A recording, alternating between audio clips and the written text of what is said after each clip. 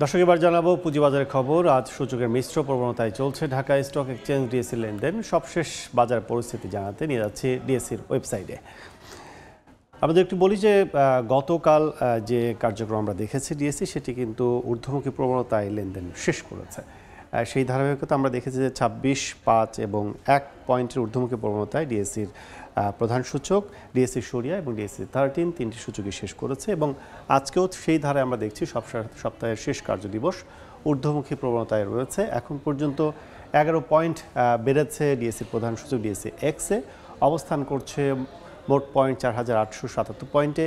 DSC সরিয়া সূচক আমরা দেখছি যে পয়েন্টটি অবস্থান করছে 0.21 পয়েন্ট বেড়ে অবস্থান করছে 1066 পয়েন্টে। এছাড়া ডিএসসির যে 13 বিশেষায়িত সূচকটি সেটি অবস্থান করছে 1823 পয়েন্ট। সূচকের পয়েন্ট বেড়েছে 6 পয়েন্ট বেড়েছে। এখন পর্যন্ত 52,980টি প্রতিষ্ঠানে আমরা শেয়ার হাত বদল হয়েছে, যার বাজার মূল্য দেখছি 159 কোটি টাকার মতো। 190টি প্রতিষ্ঠানের সব মিলে আমরা দেখছি যে ঊর্ধ্বমুখী অবস্থানে রয়েছে শেয়ারের দাম।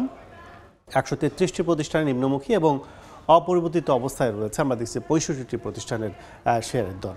আমরা যদি একটু বলে দিই যে টপ 20 শীর্ষ 20টি প্রতিষ্ঠানের শুরুতে আমরা দেখছি যে ব্র্যাক ব্যাংক অবস্থান করছে, দ্বিতীয়ত অবস্থানে রয়েছে অগ্নি সিস্টেম লিমিটেড, 3 নম্বর অবস্থানে বিচ হিচারি, 4 নম্বরে রয়েছে আরডি ফুড এবং ফুয়াং ফুড রয়েছে 5 নম্বর অবস্থানে, 6 নম্বরে রয়েছে আবারও ব্যাংক, 7 নম্বরে রয়েছে ব্যাংক, মিডল্যান্ড ব্যাংক এবং ইসলামিক ব্যাংক এবং 8 নম্বরে রয়েছে আমরা স্কয়ার ফার্মা, লাভলি আইসক্রিম 9 নম্বর অবস্থানে এবং দেশ গ্রাম প্রতিষ্ঠানটি অবস্থান করছে 10 নম্বর অবস্থানে। একটু যদি বলি যে ব্র্যাক ব্যাংকের শেয়ার প্রতিটি বিক্রি হচ্ছে আজকে 52 টাকা দরে, যা সর্বোচ্চ মূল্য ছিল 52 টাকা 30 পয়সা, অর্থাৎ 30 পয়সা কমে কিন্তু বিক্রি হচ্ছে এবং অগ্নি সিস্টেম প্রতিষ্ঠানের শেয়ারের দর কমে কিন্তু বিক্রি হচ্ছে 27 টাকা।